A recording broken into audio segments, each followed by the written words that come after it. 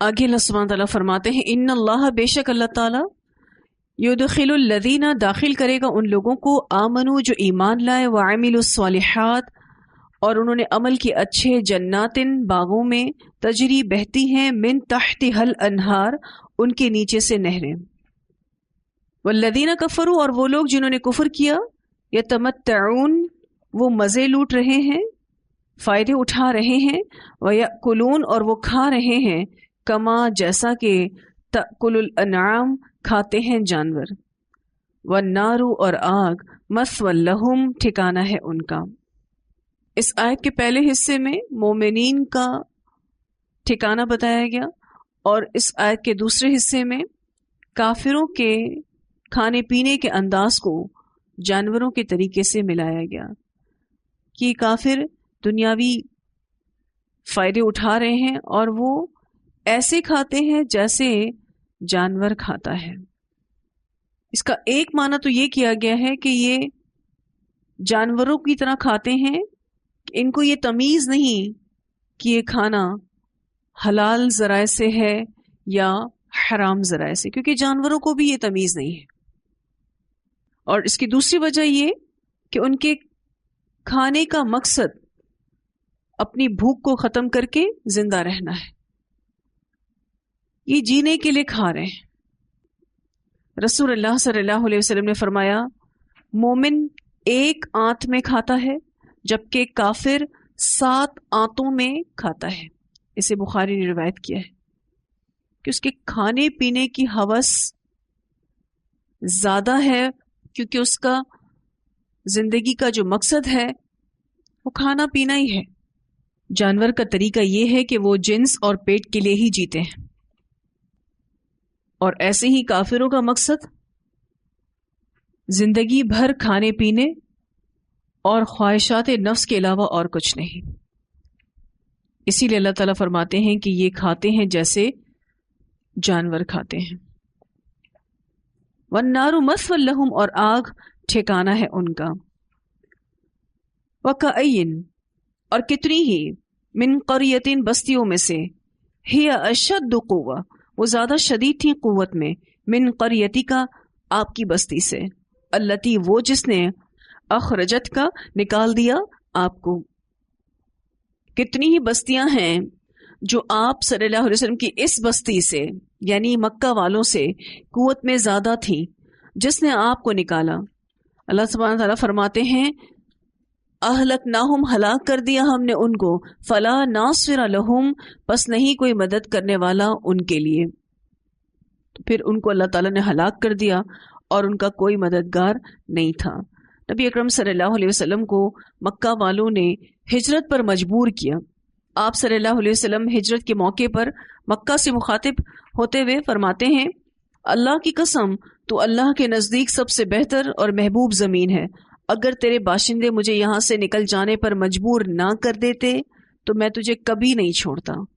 اسے ترمذی نے روایت کیا ہے۔ یہ بہت زیادہ رسول اللہ صلی اللہ علیہ وسلم کی اپنی اس آبائی جگہ سے انسیت تھی، لیکن مشرکین مکہ نے آپ کا جینا دوبھر کر رکھا تھا، اسی لیے پھر آپ ہجرت کر گئے۔ تو اللہ تعالیٰ کہتے ہیں یہ بستی آپ کی بستی بہت کمزور ہے ان بستیوں کے مقابلے میں جو ان سے پہلے تھیں۔ اللہ نے ان کو بہت زیادہ قوتیں دے رکھی تھیں، اللہ تعالیٰ نے ان کو ہلاک کر دیا، پھر ان کا کوئی مددگار نہیں تھا۔ یعنی اب ان کی مدد کون کرے گا؟ اللہ ان کو بھی ہلاک کر سکتا ہے۔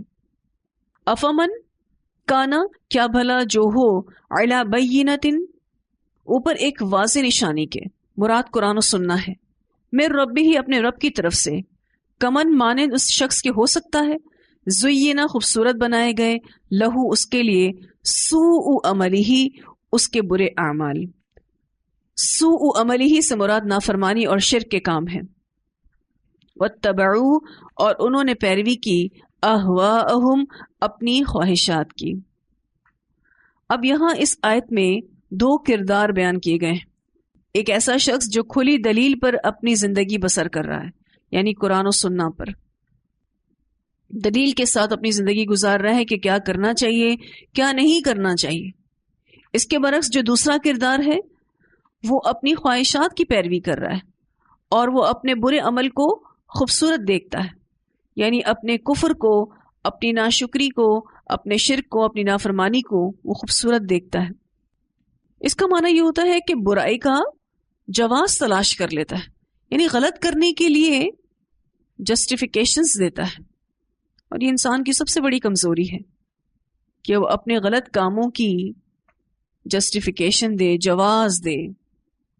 تو اللہ تعالیٰ کہتے ہیں کیا یہ دونوں برابر ہو سکتے ہیں؟ ہو ہی نہیں سکتے۔ جس طرح سے زندگی موت برابر نہیں، جس طرح سے کفر اور ایمان برابر نہیں ہے، توحید اور شرک برابر نہیں ہے، جنت اور دوزخ برابر نہیں ہے، ویسے ہی یہ دونوں لوگ بھی برابر نہیں ہیں۔ ایک وہ جو قرآن و سنہ پر اپنی زندگی گزار رہا ہے، اور ایک جو برے عمل کر رہا ہے اور خواہشات پر جی رہا ہے۔ اب جو واضح دلیل پر اپنی زندگی گزار رہا ہے تو اس کے لیے جنت ہے۔ مثل الجنتی، مثال اس جنت کی، التی وہ جو، وعد المتقون وعدہ دیے گئے متقی لوگ، فیہا اس میں، انہار نہریں ہیں، من ماء پانی کی، غیر آسن نہ بدلنے والا۔ آسن کہتے ہیں پانی کا تبدیل ہو کر متغیر ہو جانا، پانی کا تبدیل ہو کر متغیر ہو جانا یعنی بدمزہ ہو جانا۔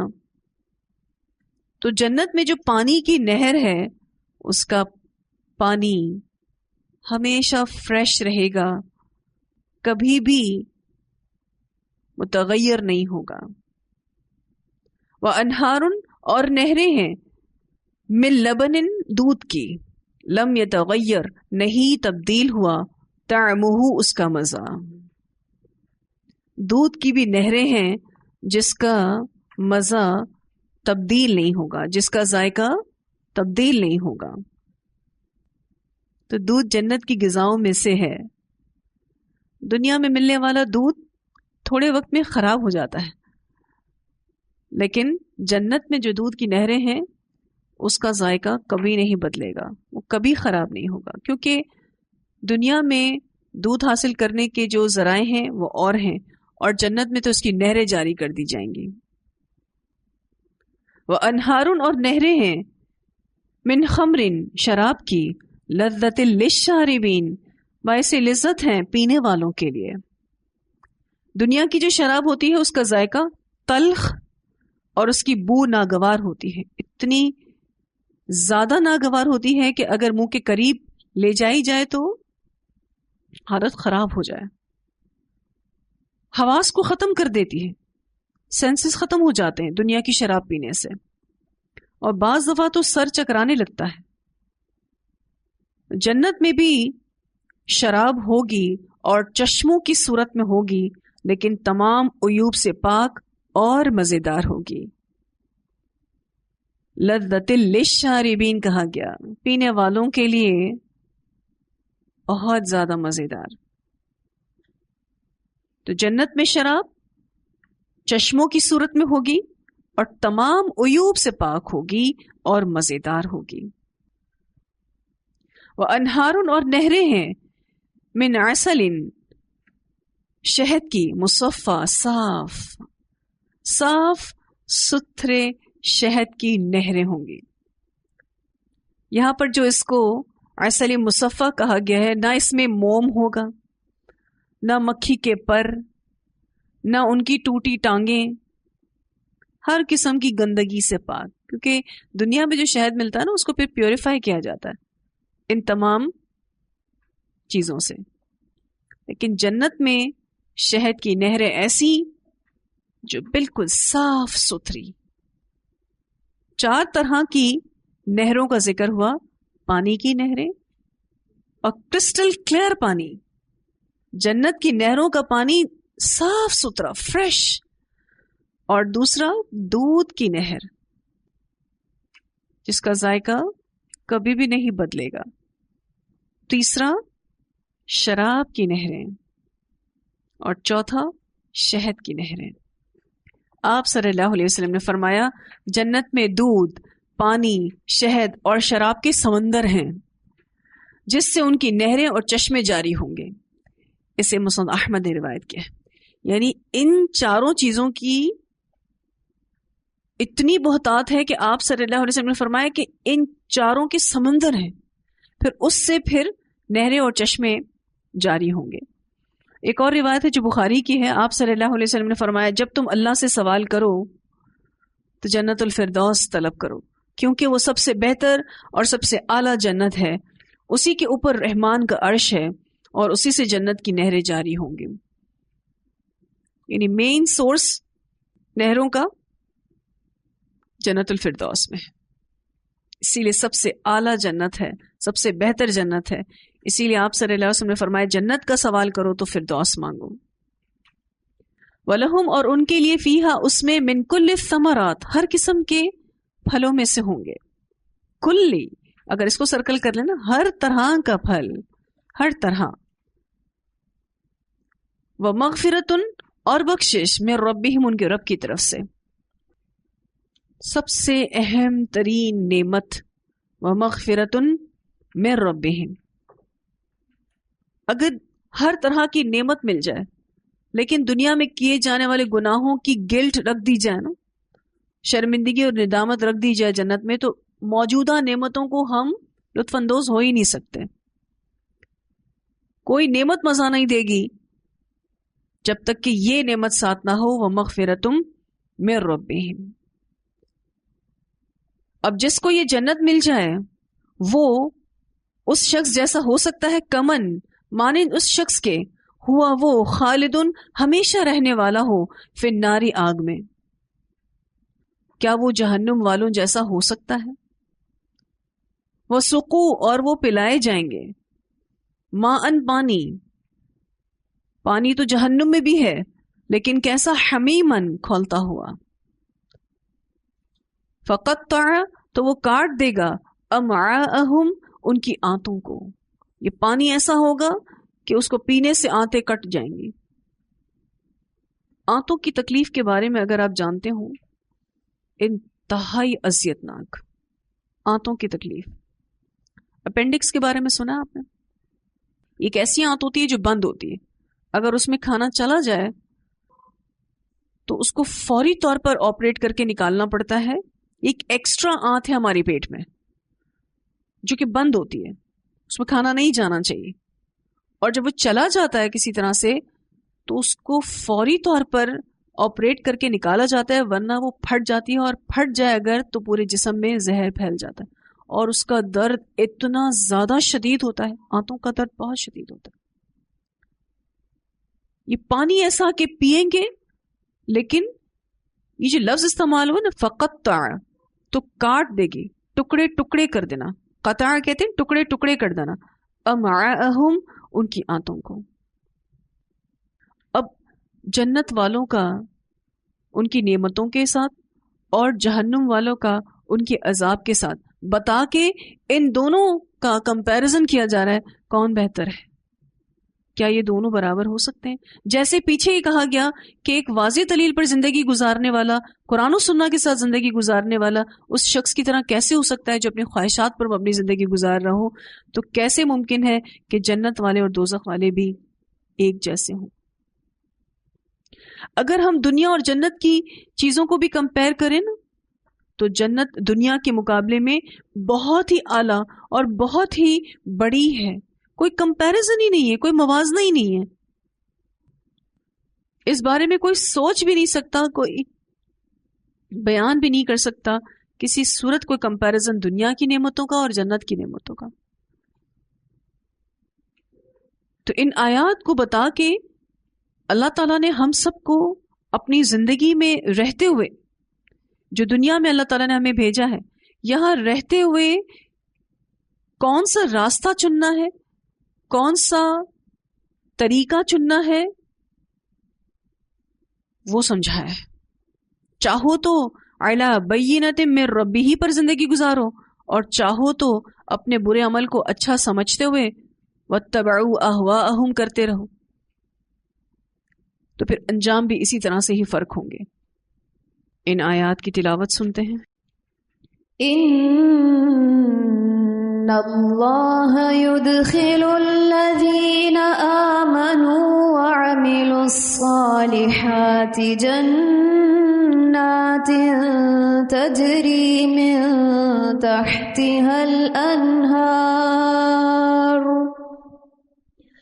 والذين كفروا يتمتعون ويأكلون كما تأكل الأنعام والنار مثوى لهم وكأي من قرية هي أشد قوة من قريتك التي أخرجتك أهلكناهم فلا ناصر لهم أفمن كان على بينة من ربه كمن زين له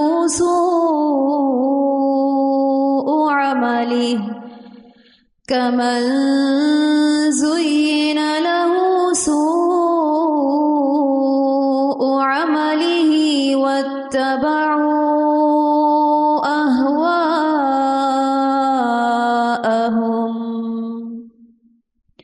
مثل الجنة التي وعد المتقون فيها أنهار من ماء غير آسن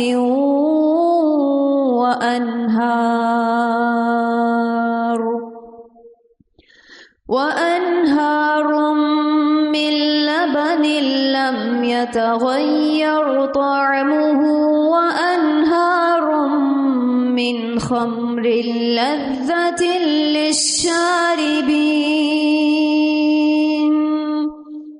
وأنهار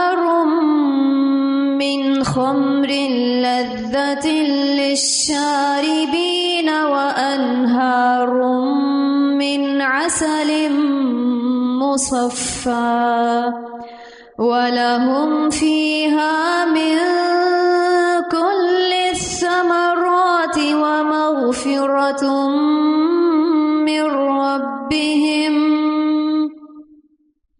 كمن هو خالد في